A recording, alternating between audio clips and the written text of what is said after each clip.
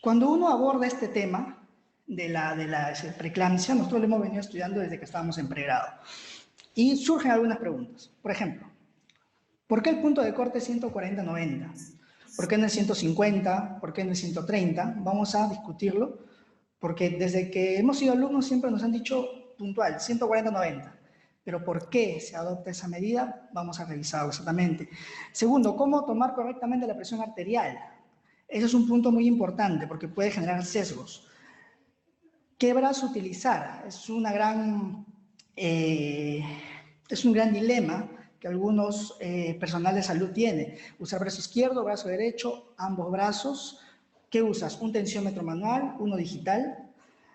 Ustedes saben también, como tercera pregunta, que para la prevención de preeclampsia actualmente se le da un medicamento que se llama aspirina, pero previo screening, es decir, se les hace un tamizaje y ver qué pacientes son de alto riesgo para hacer preeclampsia, y a esas se le da aspirina. Entonces, ¿por qué no darle a todas las gestantes? Si es un medicamento barato, sin muchos efectos adversos. ¿Debemos dar antihipertensivos en la preeclampsia sin severidad? Eso también es un punto importante porque vamos a ver si de verdad darle metildopa, por ejemplo, horario a una paciente que tiene preeclampsia sin severidad, ¿va a mejorar el cuadro? ¿Afecta el pronóstico? ¿Sí o no? Vamos a verlo. ¿Y cuál es el manejo recomendado en una preeclampsia severa, pretérmino, menos de 34 semanas? Bueno, como un punto, digamos, introductorio, vamos a ver que la hipertensión y el embarazo afecta aproximadamente al 10% de las mujeres gestantes, ¿ok?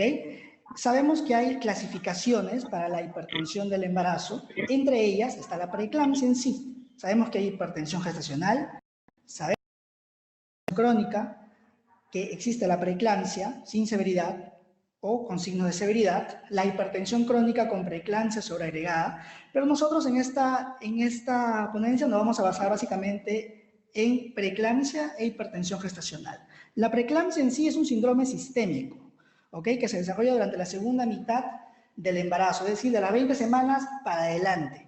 ¿Ok? Que se va a caracterizar, ¿por qué? Por una hipertensión, que sabemos que el punto de corte es encima de 140-90, acompañado ¿de qué? De proteinuria y de disfunción de órganos maternos. Aquí hay que ver dos puntos. Las pacientes normalmente asocian preeclampsia solo con presión alta, pero no es tanto así. Sabemos que la preeclampsia afecta, o sea, por definición es un síndrome sistémico, es decir, puede afectar diversos órganos de la economía del cuerpo humano, ¿ok? Y se desarrolla durante la segunda mitad del embarazo, después de las 20 semanas, por definición, porque antes de las 20 semanas se dan las oleadas trofoblásticas, ¿ok? Por eso preeclampsia después de las 20 semanas. Estos son es la clasificación de los trastornos hipertensivos del embarazo, como ya les había mencionado. Vamos a pasar a revisar puntualmente algunos de ellos. Por definición, una gestante hipertensa es aquella que tiene una presión arterial sistólica mayor o igual a 140 o una diastólica mayor o igual de 90, tomada en 2 oportunidades con un intervalo mínimo de 4 horas. La COG adopta esta definición del intervalo de 4 horas porque a veces puede ocurrir la famosa hipertensión de bata blanca, ¿no? Por eso con 2 tomas estaríamos haciendo el diagnóstico de una gestante hipertensa, ¿ok? Intervalo de 4 horas. Proteinuria, que es la presencia de proteínas en orina, de 24 horas. Ustedes saben que para proteínas en orina hay varios métodos diagnósticos, ¿ok? El que nosotros usamos, el más sencillo, el más rápido, es el ácido sulfosalicílico. Pero la COG, ¿qué te recomienda? Que es la Sociedad Americana de Ginecobstetricia. De preferencia tienes que usar una proteína de 24 horas, ¿ok? Y si es mayor o igual a 300 miligramos, o en esa orina tú encuentras un cociente, un ratio de proteínas, creatinina mayor de 0.3, estarías haciendo diagnóstico de proteinuria en la gestante. Ellos no recomiendan usar el ácido sulfosalicílico, las tiras reactivas, porque tienen tasas altas de falsos negativos, ¿ok? Entonces, solo recomiendan usarlo en caso que no esté disponible la proteinuria o este ratio, ¿no? Cuando tengas que hacer un diagnóstico rápido, manejo, estás en emergencia, Tienes una paciente con un trastorno hipertensivo, no puedes esperar 24 horas para hacer un diagnóstico de preeclampsia. Utilizas el ácido sulfosalicílico. Una cruz en adelante indica proteinuria. Solamente para recordar cómo es este examen, nosotros aquí en la maternidad de Lima usamos el ácido al 3%, ¿no? Y el personal ya del laboratorio está entrenado para poder identificar cuántas cruces, una cruz, 2 cruces, 3 cruces o 4 cruces, según las características que se presentan, ¿ok?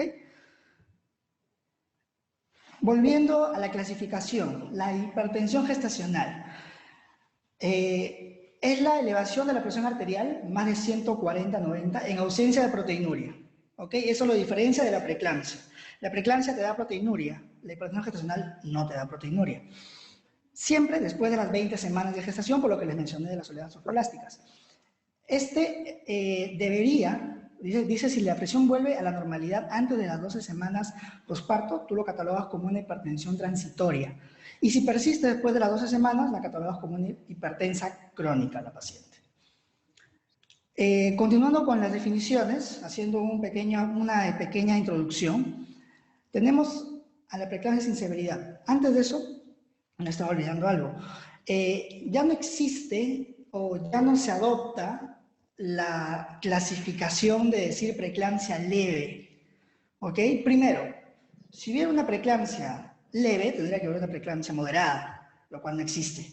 Segundo, el hecho que tú digas que es una preeclampsia leve, das a entender que es un trastorno benigno, leve. Y sabemos que no, sabemos que la preeclampsia puede evolucionar hacia una preeclampsia severa y traer alta morbilidad materna. Entonces, para no dar esa idea incorrecta de que la preeclampsia es leve, benigna, la COG ha dejado de lado esa definición y ahora utiliza el término preeclampsia sin signos de severidad, ¿ok? Que era antes la preeclampsia leve, ¿ok? Y bueno, es aquella, por definición, mayor, que presenta una presión arterial mayor de 140/90, pero con una sistólica menor de 160 y una diastólica menor a 110. Y proteinuria cualitativa. Por ejemplo, una cruz si utilizas el test de ácido sulfosalicílico. O proteínas más de 300 miligramos en orina de 24 horas, ¿ok?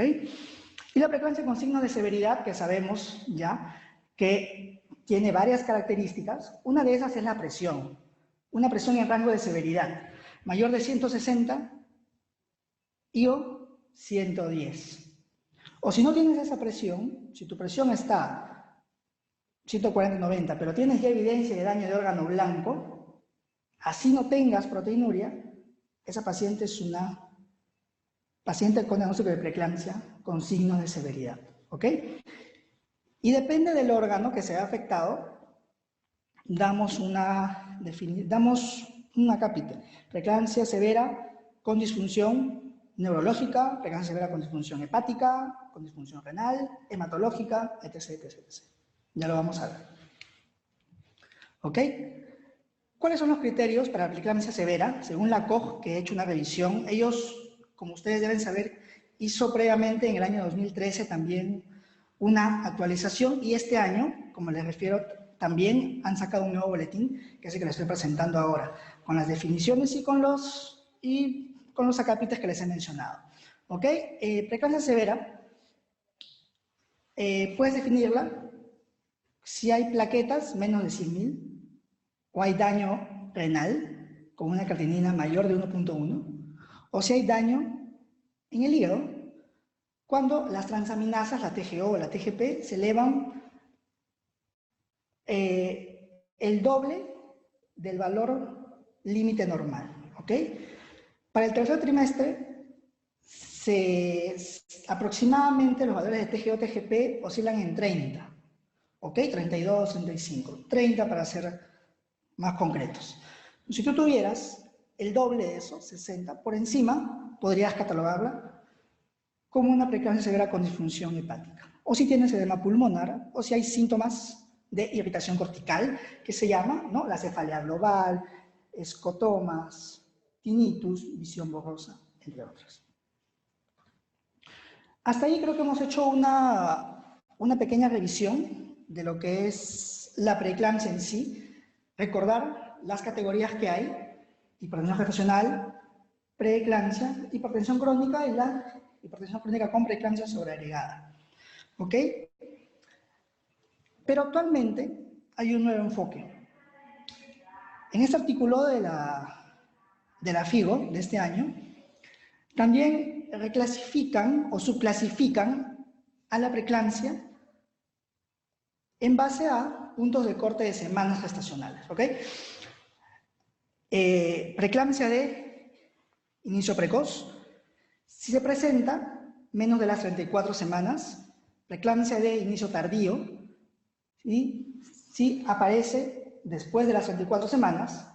Y la preeclampsia pretérmino, menor a 37 semanas, y la preeclampsia término mayor de las 37 semanas. Ahora, pues ustedes me dirán, pero ¿por qué tanta exquisitez teórica en la clasificación? O sea, ¿de qué me vale a mí? Además de ya ser compleja la clasificación, subclasificarla aún más.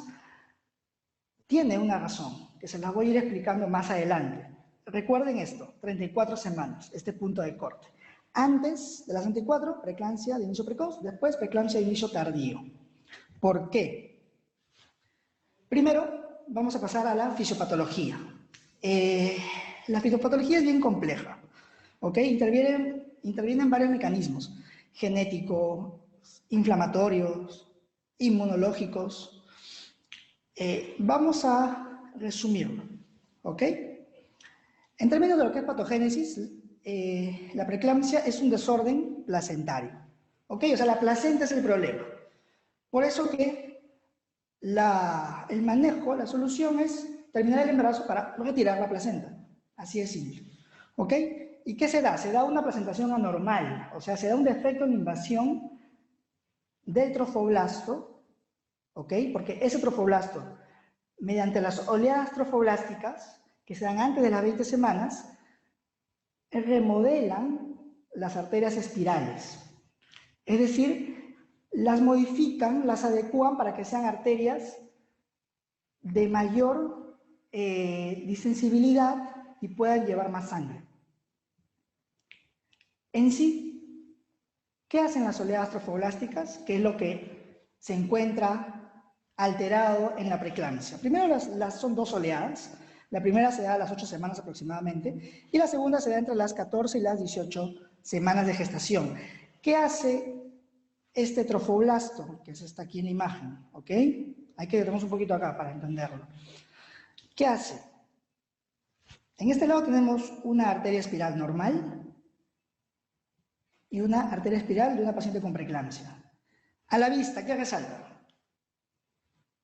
Que esta arteria espiral en una paciente, en una gestante normal, se encuentra bien dilatada, ¿ok?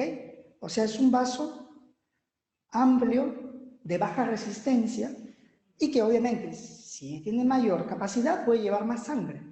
Y eso es lo que debe pasar.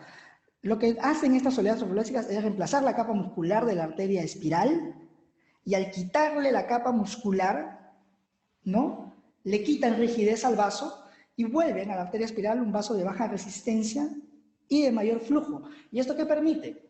Permite que pase, obviamente, más sangre, para explicar en términos sencillos, de la madre a la placenta y obviamente al feto. Eso es lo normal, es lo que debe pasar. Obviamente la madre tiene que darle nutrientes por medio de la irrigación sanguínea al feto. Y esto lo hace mediante las arterias espirales. En la preeclampsia, ¿qué pasa? No ocurre esto. En la preeclampsia hay un defecto de esto. Entonces, es un vaso de alta resistencia. Como ven, el lumen es bastante delgado. ¿Y eso qué va a generar? Como ven aquí, en esta preeclampsia, en la fisiopatología que se da en la preeclampsia, vemos que hay una invasión trofoblástica deficiente de las arterias espirales, que son ramas de las arterias uterinas.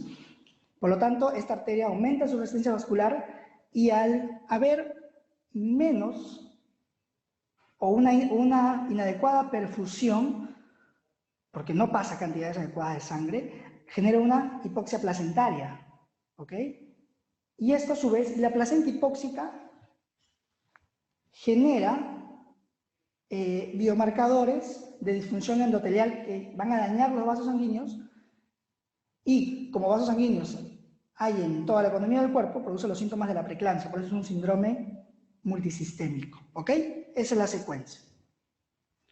Sin embargo, lo que se está viendo ahora es que la preeclampsia a término, es decir, la que es más de 37 semanas, puede tener, además del mecanismo de la inadecuada placentación, también un factor cardiovascular de la madre. Es decir, se está estudiando, los cardiólogos están estudiando actualmente que puede haber una disfunción cardiovascular materna que lleve a desarrollar preeclampsia. ¿Ok? Y en esta revisión que hace la Fundación de Medicina Fetal, lo ponen bien claro, ¿no? Dice, en contraste con la preeclampsia pretérmino, que es caracterizada por un daño en la placentación, en la preeclampsia a término, más de 37 semanas, la placentación es usualmente normal. ¿Ok? Entonces, eso nos da a entender de que hay algo más en la preeclampsia. Más que la placenta, también intervienen los factores cardiovasculares maternos. ¿Ok?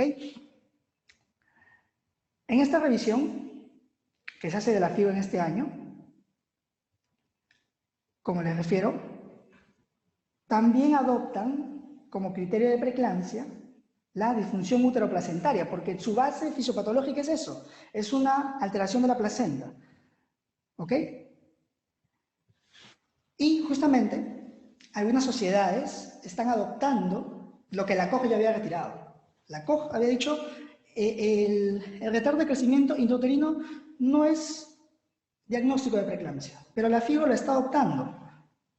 La FIBO está adoptando los estudios de la Sociedad Internacional de Estudio de Hipertensión en el Embarazo y plantea como criterio de preeclampsia, además de lo que ya les había mencionado, el RSI y que hay un Doppler anormal de la arteria umbilical. ¿Y esto por qué? Porque ellos plantean de que estos hallazgos corresponden a una disfunción útero-placentaria.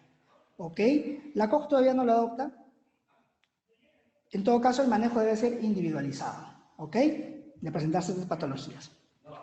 Yo les había hablado al iniciar la ponencia que la COG pone el punto de corte 140-90. ¿Por qué no otra cifra tensional? En este estudio, en esta revista europea de ginecobstetricia, ellos plantean que debería redefinirse el punto de corte, ¿no? Un nuevo punto de corte para preeclampsia, que debe ser 130-80 y no 140-90. ¿Ok? Este es un intento, algunos catalogan un poco atrevido, ir en contra de lo que está establecido, ¿no? Que es 140-80. ¿Ok?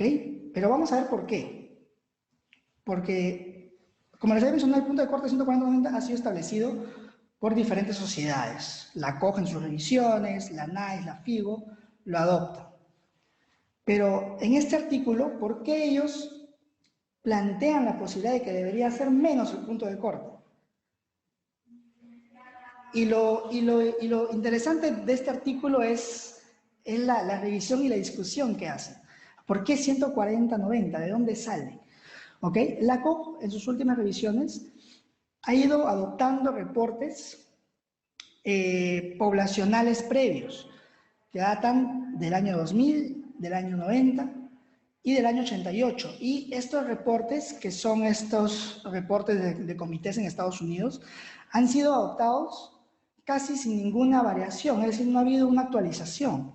Este reporte de 1988, que está dirigido principalmente a población no gestante, y no hace referencia a ningún punto de corte específico en las mujeres embarazadas. Sin embargo, la COG adopta esto, o sea, es un estudio poblacional previo en hipertensos adultos que no son gestantes. Además, plantea que la Sociedad Americana del Corazón redefine el estadio de prehipertensión Ahora, 130-80 para ellos ya no es prehipertensión, es hipertensión arterial estadio 1, con lo cual ellos no solamente le dan modificación del estilo de vida, sino también empiezan a dar medicación a estos pacientes. ¿Por qué? Porque han visto que disminuye la mortalidad. ¿Ok? Y además, el artículo plantea que hay una subjetividad en los ruidos de Korokov cuando uno realiza la medición de la presión arterial. Este es el reporte, lo hemos conseguido desde el año 88, ¿ok? Y que la COG lo ha adoptado prácticamente sin ninguna modificación. Segundo, la Sociedad Internacional del Estudio de Preeclampsia, que es la que adopta la FIGO, también se ha basado el punto de corte en estudios previos. Y este estudio es del año 88, en el cual sugiere que el punto de corte sea 140-90, porque por una cuestión estadística corresponde a 2 desviaciones estándar por encima del valor normal a esta semana de gestación. 2 desviaciones estándar por encima de entre las 34 y 38 semanas y una desviación estándar por encima de las 37 semanas. Además, este reporte del año 88 adopta un estudio de Friedman del año 67 en el cual dice que debe ser 90. ¿Por qué? Porque Friedman estudió gestantes. Al tomarle la presión, él vio que cuando tenían más de 90 de diastólica, se incrementaba la mortalidad perinatal. Por eso es que adoptamos ese punto de corte de 140-90. De ahí viene, ahí está la base. Pero como vemos, son artículos o son estudios ya de hace varias décadas. Y lo que plantean las sociedades es que debería actualizarse esto. Como ven aquí en este del año 88, miren, la preeclampsia estaba definida como una diastólica más de 110 en ese tiempo. Miren cómo ha ido cambiando. Entonces, debería cambiarse eso, es lo que plantean. Sin embargo, en la actualidad, todavía sigue el punto de corte 140-90, ¿ok? No ha variado. Les informo este dato porque probablemente vayamos a ver más estudios respecto a esos nuevos puntos de corte. Otra pregunta es cómo medir la presión arterial correctamente. La FIGO también plantea cómo debería medirse correctamente la presión, y esto es, ellos plantean que debería usarse no el esfigmomanómetro manual, sino deberían hacerse equipos automatizados que descanse la paciente 5 minutos previos, los brazos a nivel del corazón, es decir, que la paciente esté sentada, recostada, cómoda, piernas sin cruzar, y los brazos a la altura del corazón, ¿ok? No así, no así, ¿ok? Sino tomarlo así. Que descanse la paciente y tomarle 2 medidas en cada brazo. Es decir, ahorita tomo una medida en cada brazo, 1 minuto después, otra medida. Eso es lo que debería hacerse, según sabemos que aquí en el Perú no todos los centros disponen de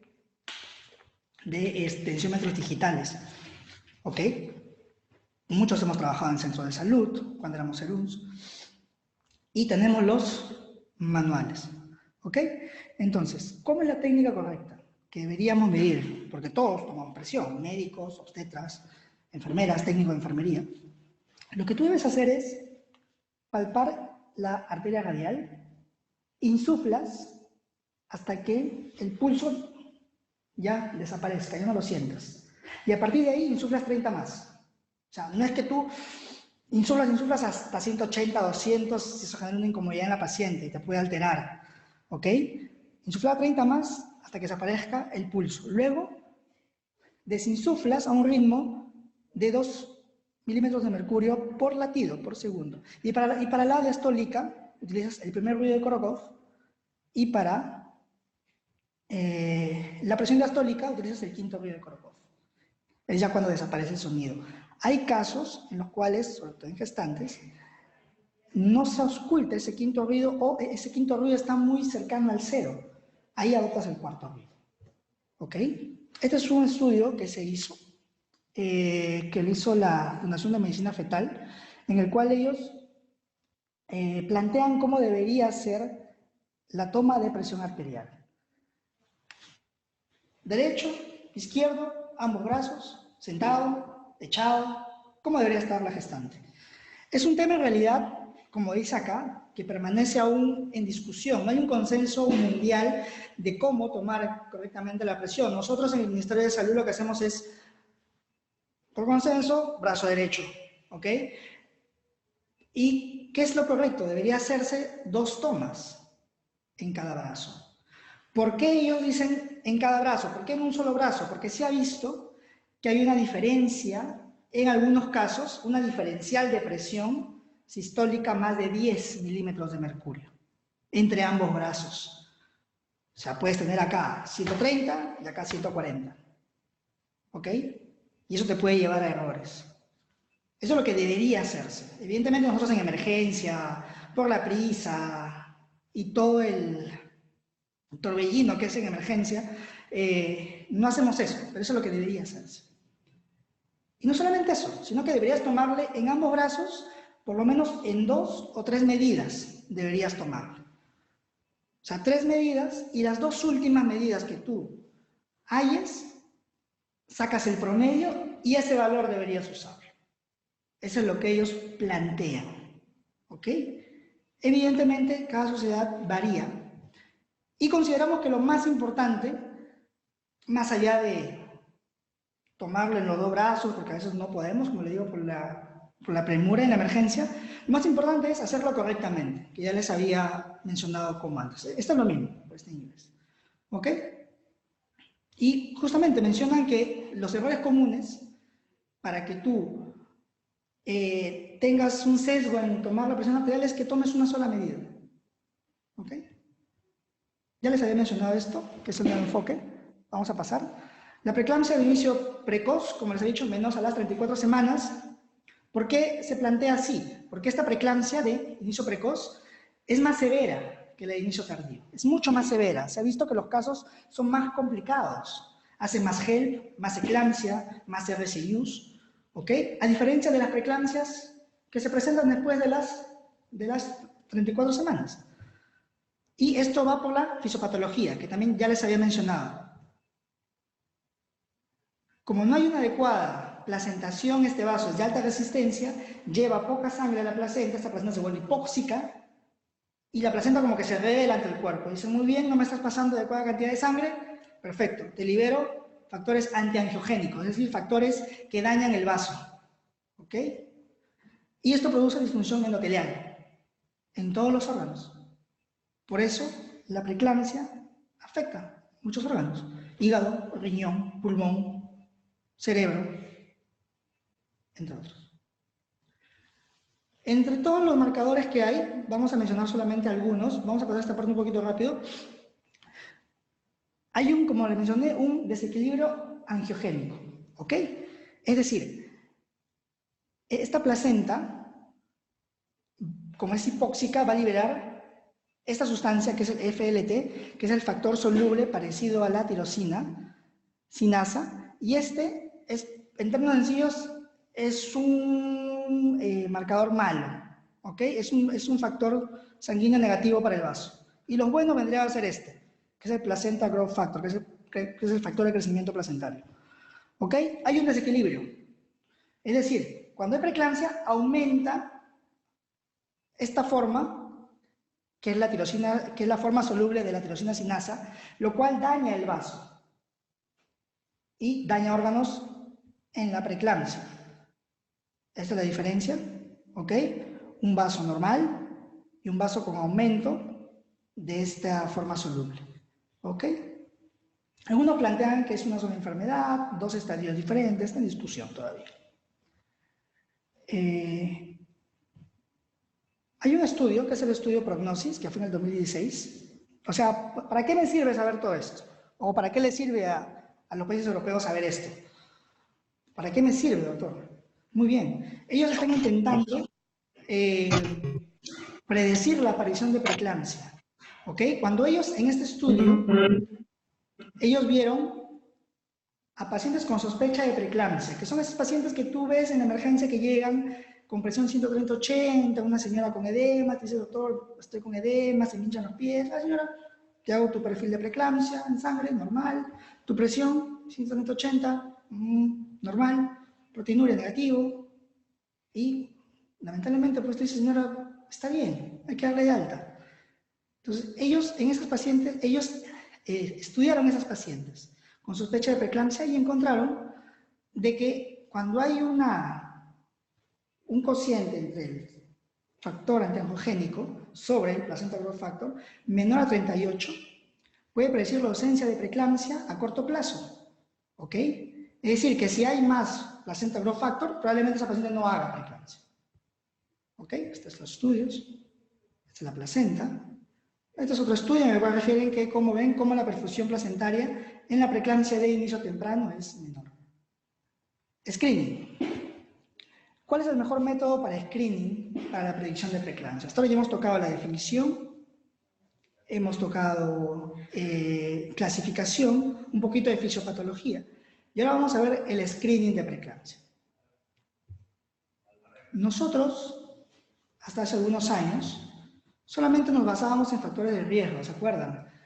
Uno utilizaba los criterios de la NICE, que es como el Ministerio de Salud en lo que es Inglaterra, y la COG, que es americana. Entonces, ¿qué tú decías? Tú veías a tu paciente en la consulta y decías, si tiene un factor de riesgo alto, como preeclampsia previa, embarazo múltiple, es hipertensa crónica diabética o tiene alguna enfermedad autoinmune, con uno solo de esto, tú ya le das aspirina. ¿Ok? O si tenía 2 o más factores de riesgo moderados. Pero este tipo de screening, que se basa solo en factores maternos, es simple, sencillo, todos lo podemos usar, pero su tasa de detección es muy baja. Es decir, que de 100 pacientes que hacían preeclampsia, tú solamente con esto podías detectar a 40, lo mucho. O sea, se te escapaban 60. ¿Ok? ¿Y de esas cuántas serían severidad? Esto es lo que les mencioné en su momento. Por eso que ahora la Fundación de Medicina Fetal ha planteado, que es lo que se está usando actualmente a nivel mundial, que es el screening de preeclampsia combinado. Es decir, no solamente vas a usar los factores maternos, sino también utilizas marcadores bioquímicos, que es el placenta growth factor, el PAP-A, le tomas la presión arterial media a la paciente y también haces un Doppler de las arterias uterinas. Esto es un screening combinado que se hace entre las 11 y las 13 semanas con 6 días. ¿Ok? Utilizas estos 4. ¿Por qué? Lo que hicieron ellos fue crear como un algoritmo. Tú combinas todos estos factores y te da un riesgo de preeclampsia personalizado para cada paciente. Ese es el cuadro, que parece que está en chino, pero vamos a tratar de agregarlo un poquito. En este estudio que les había mencionado, que fue dirigido por el profesor Nicolaides, ellos dijeron muy bien, ¿cómo hago yo el screening a mis pacientes con preeclampsia? Lo ideal es que tú uses todo. Utilizas los factores maternos, es decir, si tuvo preeclampsia, la edad, el peso, si fuma o no. Haces un Doppler de las arterias uterinas, el IP, el índice de pulsatilidad. Le tomas una muestra de sangre para medir el PAP-A, que es la proteína plasmática asociada al embarazo, y el placenta growth factor. Si tuvieras todo eso, si estás en Inglaterra, le dices a la señora, muy bien, entre las 11 y las 14 semanas te hago tu screening por ecografía genética y de paso te hago esto. Muy bien. ¿Cuál es la tasa de detección de preeclampsia? La preeclampsia pretérmino te detecta casi un 75%, superior al anterior, que llegaba solo hasta el 40%. ¿Ok? Aquí, como vemos, para recordar simplemente un poquito de lo que es estadística, vemos que en este cuadro, vemos, ¿no? El método de screening y cuánto detectó de preeclampsias. Más de 37 semanas, menos de 37 semanas y menos de 32 semanas. Y acá está el porcentaje. ¿Ok? Y esto de acá es el intervalo de confianza. ¿Ok? Esto siempre lo vamos a encontrar en los artículos que nosotros leamos, siempre te dan un intervalo de confianza. Y para que sea significativo, el intervalo de confianza no debe coger la unidad. Es una cuestión estadística nada más, para poder interpretarlo. Entonces, como ven, no abarca la unidad y por ende es un resultado significativo. ¿Ok? Pero doctor, pues usted me está hablando de lo que se hace pues pues, en Inglaterra, en Estados Unidos. ¿Cuál es lo concreto que yo puedo hacer? Yo en Perú, ¿ok? En un hospital. ¿Qué puedo hacer yo? No tengo estos marcadores bioquímicos. Ningún hospital del MINSA lo tiene, algunas clínicas lo tienen. ¿Qué te queda? Tu habilidad. Simple. Utilizas los factores maternos, la presión arterial media que le vas a tomar a la paciente, como les había mencionado, y le mides el índice de pulsatilidad de las arterias uterinas. Y usando solo eso, sin los marcadores bioquímicos, tu tasa de detección es alta. Llegas a detectar hasta un 68% de casos de preeclampsia. Miren que la diferencia no es mucho, es solo un 6%. O sea, es útil. ¿Ok? El cuadro anterior un poquito complejo, acá está resumido. Como ven, la predicción de preeclampsia, utilizando todo, historia materna, presión arterial media, IP de las uterinas, placenta growth factor y el PAP-A, tu tasa de detección llega a un 75%, como les había mencionado antes. ¿Ve? Y si no tienes eso, si estás acá en un hospital del MINSA de salud, perfecto, puedes hacerlo. Historia materna, presión arterial media, le haces un Doppler de las uterinas y tienes una alta tasa de detección. ¿Ok? Este es el estudio ASPRE, que se basó en todo esto lo que hablamos. El estudio ASPRE, para no hacer tanto, para no darle tantas vueltas, el estudio ASPRE lo que hizo fue, perfecto, si tienes una paciente de alto riesgo de preeclampsia,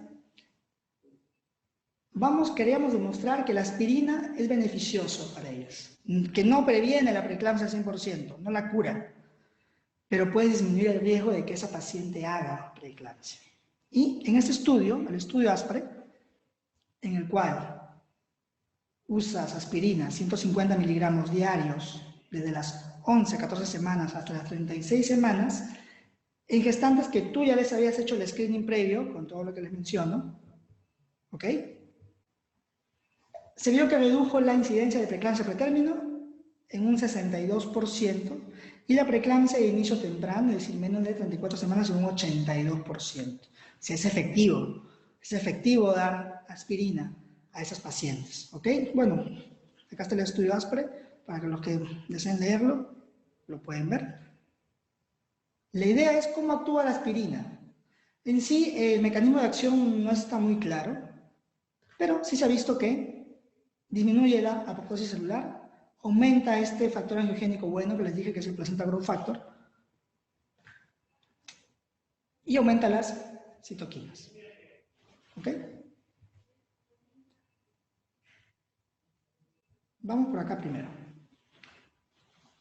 En Perú, concreto, porque ya hemos hablado de Inglaterra, de Estados Unidos, ¿podemos calcular el riesgo de preeclampsia en nuestros pacientes peruanos? La respuesta es sí, sí podemos. O sea, no tenemos de repente los marcadores bioquímicos, pero podemos hacerlo. Recuerden, entre las 11 y 14 semanas, a esa paciente que tú la citas por una ecografía genética, le haces un Doppler de las arterias uterinas y combinas con los demás factores que les he mencionado y hacemos el screening. Se hace actualmente. Puedes hacerlo. ¿Ok? Si estás en un hospital de provincia, si estás en un hospital de o si estás en nuestro servicio también, acá en el servicio de medicina fetal, aquí en la maternidad de Lima, ya se está implementando el programa de screening de preeclampsia desde hace unos meses. Y la gran pregunta es ¿cómo lo hago? O sea, ¿cómo hago este método de screening? Muy simple. Entras a la página de la Fundación de Medicina Fetal, ¿ok?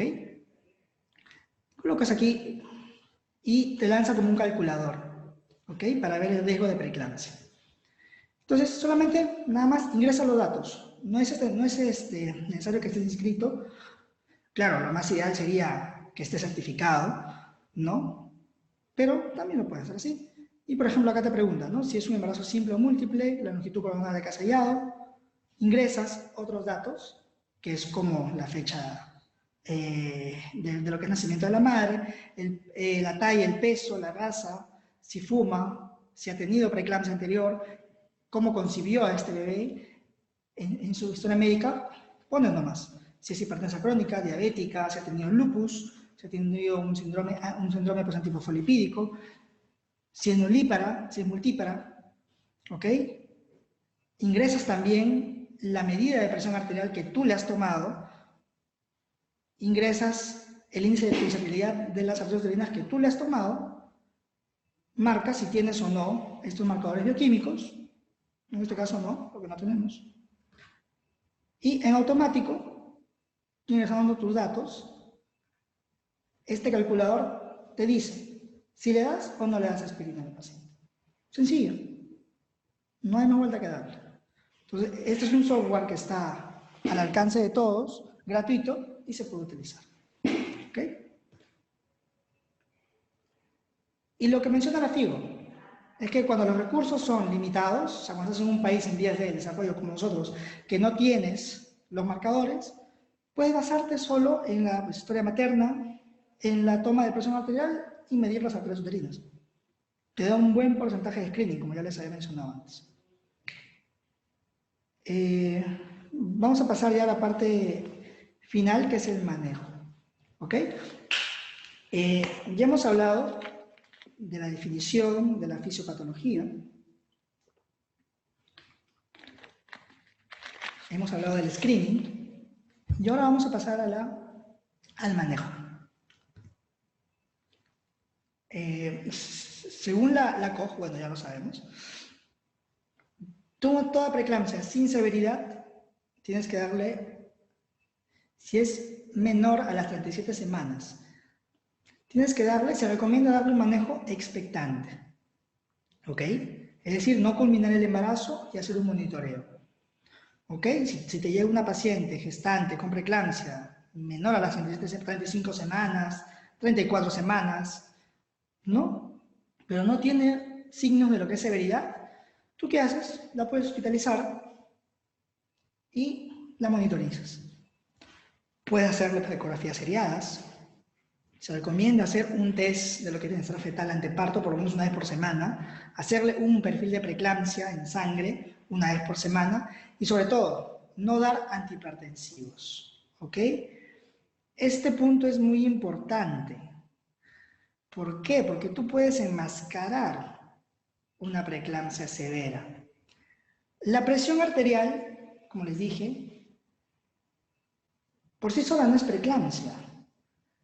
La presión arterial alta es como la punta del iceberg de la preeclampsia. Es como yo les digo, es como la fiebre para los pediatras. Cuando a un pediatra le llega un niño con fiebre, tú no solamente le vas a dar paracetamol y listo, a su casa. Ya le calmaste la fiebre. No. ¿Qué hace el pediatra? Busca la causa de esa fiebre, ¿cierto? Igual es en la preeclampsia. Si tú tienes una presión alta, tú tienes que ir más allá.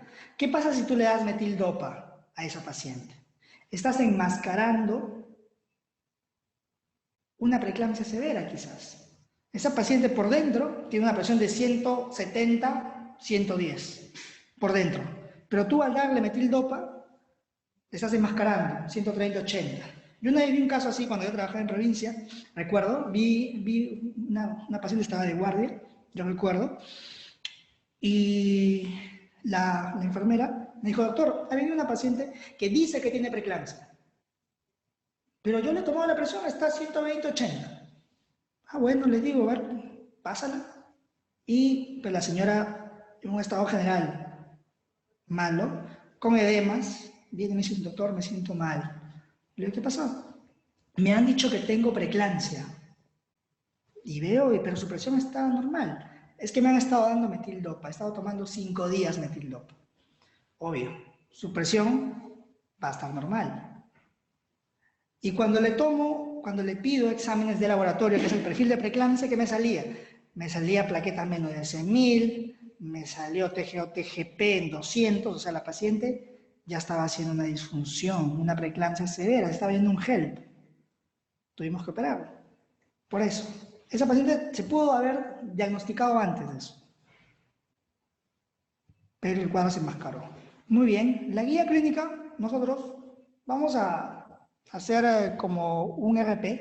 De comillas, evidentemente puede variar de acuerdo a cada caso. Simplemente hidratas a esa paciente con preeclampsia sin severidad, le dejas nifedipino condicional, como te digo, a presión arterial mayor, igual de 160, 110, perdón, acá había un error. Le haces un control obstétrico, dinámica uterina, latidos cardíacos fetales, control de funciones vitales y le tomas la presión arterial en una hoja aparte o, lo más ideal, con monitor cada 4 horas. ¿Y cuál es tu plan de trabajo? Como les mencioné antes, monitorizar, que no hagas signos de severidad y si es que estás en un hospital o quizás estás en un centro de salud, referirla a un establecimiento de mayor complejidad y culminar la gestación cuando alcance las 37 semanas. Culminar por la mejor vía. ¿Qué pasa cuando hay una preeclampsia severa? Ustedes deben saber, se activa la famosa clave azul, ¿no? Que es la clave azul, que es una estrategia que busca disminuir la mortalidad materna producida por la preeclampsia. Siempre, como ya les mencionaba a mis internos, siempre cuando ellos van al SELUMS o en cualquier centro de salud, tienes que saber dónde está tu kit de clave azul. O sea, es inadmisible que se presente un caso de preeclampsia severa y estés buscando el sulfato, dónde está el cloruro, hay que buscar debajo, a ver a dónde se ha metido, dónde andará. No, tiene que estar todo en un lugar donde todo el personal de salud sepa, porque todo el personal de salud participa cuando hay una clave azul. Si estás en un centro rural, el técnico de enfermería, el técnico de laboratorio, la enfermera, la obstetra, el médico general, tienen que actuar de forma inmediata. Todos. Si estás en un hospital de mayor complejidad, un hospital 2, 3, el ginecobstetra, el anestesiólogo, el médico intensivista, pero todos participan. ¿Ok? Cada uno tiene un papel, un rol, eso es establecido en una norma. ¿Ya? Esa es cuestión de buscarla y se la puedo pasar también. Lo clásico, para tratar la preeclampsia severa, sulfato de magnesio, ¿ok? Que es el fármaco de elección para la prevención y el tratamiento de la eclampsia, ¿ok? Como ven, ese sulfato de magnesio tiene muchas indicaciones para la preeclampsia severa, para la eclampsia, como tocolítico, aunque ahora ya no está demostrado que es un buen tocolítico, para el asma, y aquí están las dosis que nosotros usamos.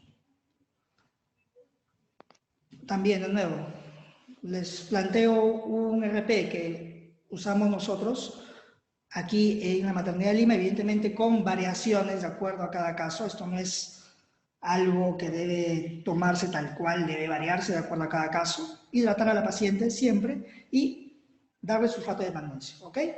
Combinas 50 cc de cloruro, sulfato de magnesio, 5 ampollas al 20%, le pasas una dosis de ataque, 40 cc en 20 minutos y luego 10 cc por hora. Eso es en bomba de infusión.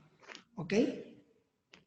Le das metildopa, 1 gramo bioral cada 12 horas. Doctor, pero usted me dijo que en la preeclampsia sin severidad no le debo dar. ¿Por qué le debo dar a la preeclampsia severa? Muy sencillo. Si bien eso no te va a cambiar el pronóstico, es decir, darle metildopa no te va a hacer la preeclampsia, o sea, no va a pasar de severa a no severa, a leve. Lo que vas a hacer es prevenir el accidente cerebrovascular, ¿ok? Pero hay que tener cuidado porque debes de mantener un margen de presión, no debes bajarle mucho la presión, si no puedes disminuir la perfusión uteroplacentaria y puedes afectar al bebé, ¿ok?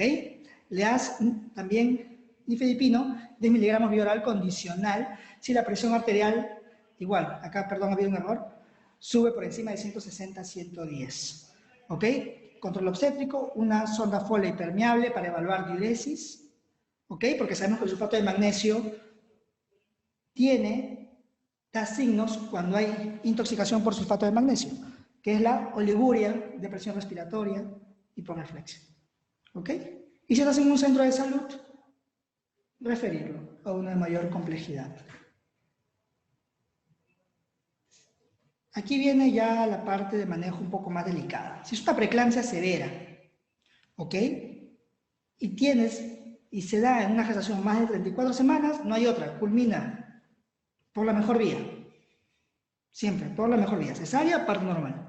cualquiera de las dos, ¿no? Que eso es lo que recomienda nuestra guía para el manejo de preeclampsia severa. El problema viene acá, que esto sí es un tema de mucha discusión, ¿ok? ¿Qué haces cuando tienes una preeclampsia severa pretérmino? Es decir, entre las 24 y las 33 semanas con 6 días, ¿qué hago? Me llega una paciente de 29 semanas, presión 170, 110, ¿qué es lo recomendable? ¿Qué se hace? Nuestra guía, así como las guías de otras sociedades, como la COG, nos dice que si no hay una evidencia de daño de órgano, ¿ok? Se recomienda que administres corticoides, betametasona, dexametasona, y dar manejo expectante hasta donde sea posible. Es decir, manejo expectante, ¿qué implica? No interrumpir el embarazo, pero vigilar a la madre y al feto, ¿ok? Hasta donde sea posible, siempre que no exista ¿qué? O sea, tú cuando ya suspendes tu manejo expectante, cuando la presión arterial ya no se te controla, le das antihipertensivos, no se controla. En otros países, además de la metildopa, utilizan la betalol, hidralazina, aquí no lo usamos, o cuando ves que hay un daño de órgano blanco. Es decir, teóricamente tú puedes darle manejo expectante a una preeclampsia severa pretérmino si solo tiene la presión, o sea, si solo tiene como criterio de severidad la presión por encima de 160-110. ¿Ok? Suspende, como les digo, si hay daño de órgano blanco o si hay un compromiso del estado fetal. Evidentemente, si es que el feto, o sea, puede ser que la mamá esté controlándose bien, pero el feto ya está entrando en un estado de hipoxia, RCU, entre otros, culminar la gestación. ¿Qué se hace, como le digo en estos casos? Que este es un plan de trabajo que nos recomienda nuestra guía y la COG también, que es hospitalizar a la gestante, evaluar la estabilidad materno-fetal, darle maduración pulmonar con corticoides, monitorizar la presión arterial con un monitor idealmente, hacer un perfil de preeclampsia, control seriado, que puede variar de acuerdo a cada paciente, cada 4 horas, cada 6 horas. Y este detalle es muy importante, sulfato de magnesio hasta 24 horas postparto. Es decir, no es que yo, o sea, cuando nace el bebé, cumplir 24 horas postparto. ¿Ok? Así se debe dar el sulfato de magnesio. Y usar antihipertensivos, que ya lo habíamos mencionado. Manejo expectante. ¿Cuándo pues interrumpir? Como les he mencionado, cuando hay algún criterio ya de severidad, ¿no? Cuando la presión no se te controla, sigue más de 160-110, cuando persiste la cefalea y es refractaria al tratamiento. Es decir, la COG que te dice, para hacerlo en resumen, puedes dar manejo expectante a una paciente que tenga presión en rango de severidad y algunos síntomas de irritación cortical, como la cefalea. Solo a esas puedes darle, pero tienes que explicarle a la mamá. Porque la preeclampsia, como ustedes saben, tiene una evolución tórpida y en cualquier momento se te puede complicar. ¿Ok? Entonces hay que tener cuidado y hay que vigilar todo esto. ¿Ok? O si aparece un dolor en el epigastrio, que sabemos que es por distensión de la cápsula de Gleason, ya te estaría hablando de una disfunción hepática.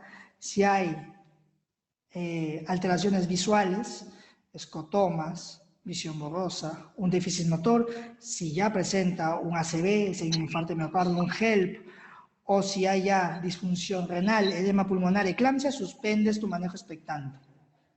O si el bebé empieza a dar signos de alteración fetal, muerte fetal, entre otros, interrumpes. ¿Esto se basa en qué? Estas recomendaciones se basan en estudios previos que se han hecho. Aquí tenemos una revisión sistemática que es de Cochrane, en la cual ellos evalúan el manejo expectante versus el intervencionista, es decir, culminar la gestación en caso de preeclampsias severas entre las 24 y las 34 semanas. ¿Qué encontraron ellos? Por eso que la COG adopta esta recomendación.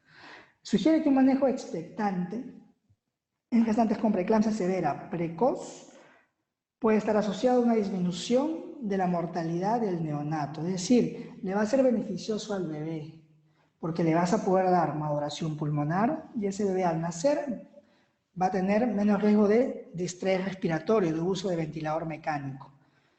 Ese estudio, esta revisión sistemática, sin embargo,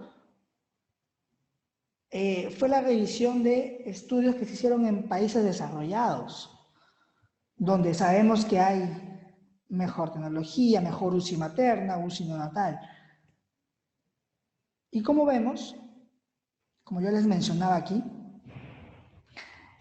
el manejo expectante favorece al neonato.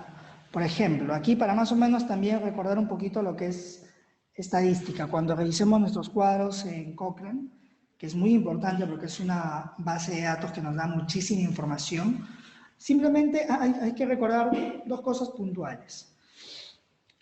¿En dónde cae este rombo? ¿Ok? Que es la conclusión, por decirlo así, del estudio.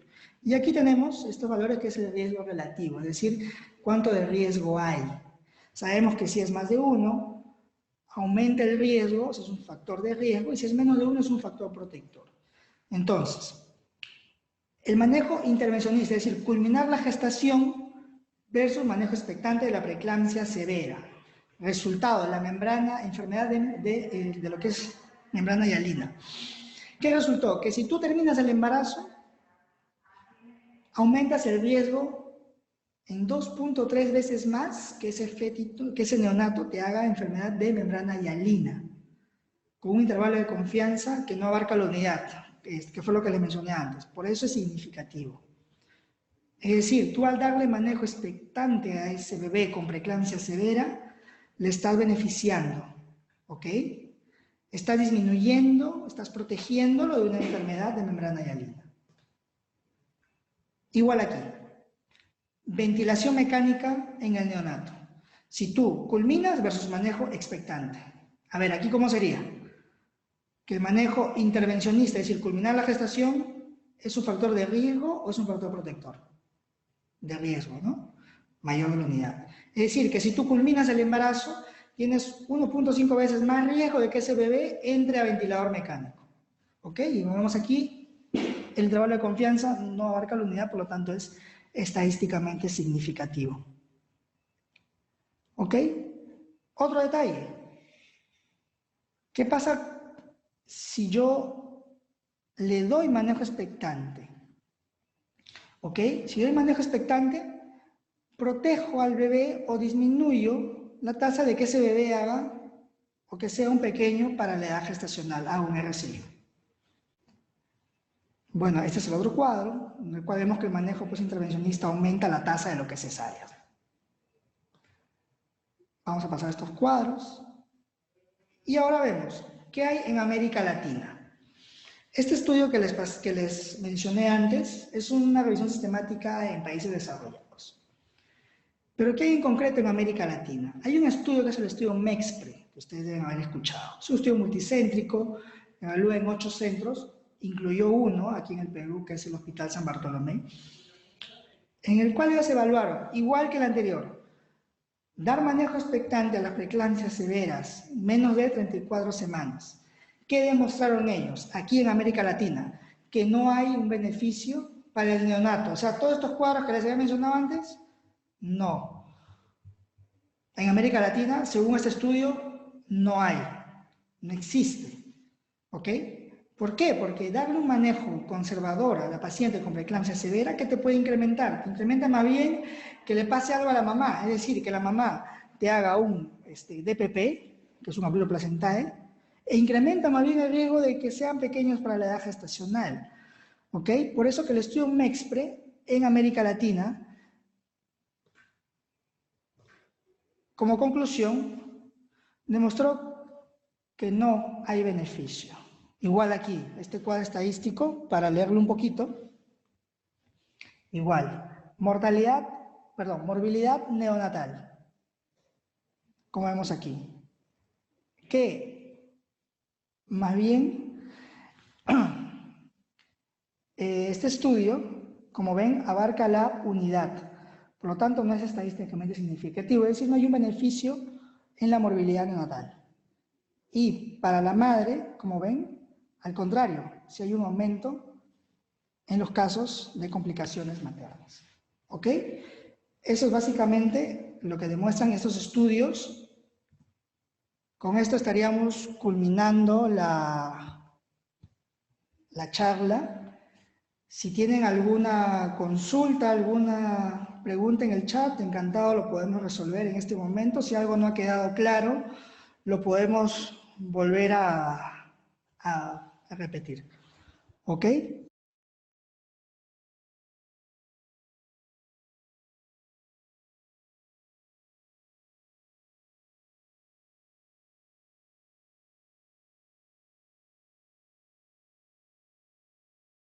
Gobierno del Perú. El Perú primero.